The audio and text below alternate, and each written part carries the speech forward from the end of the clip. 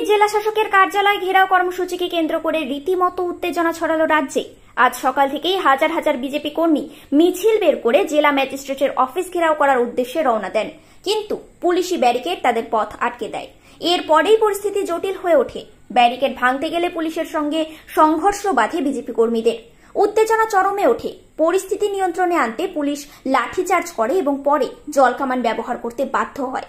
তবে এখানেই থেমে থাকেনি উত্তেজনা। বিজেপি কর্মীরা পাল্টা পুলিশকে লক্ষ্য করে পাথর ছোড়ে, যার ফলে পরিস্থিতি আরও উত্তপ্ত হয়ে ওঠে।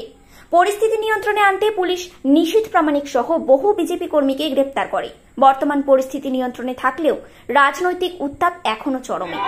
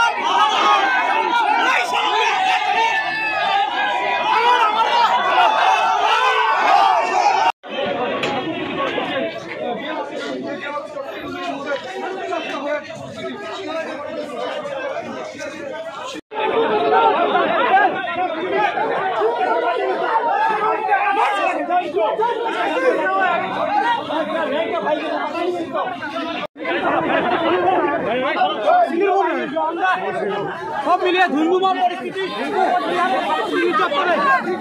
ধুমধুমার পরিস্থিতি।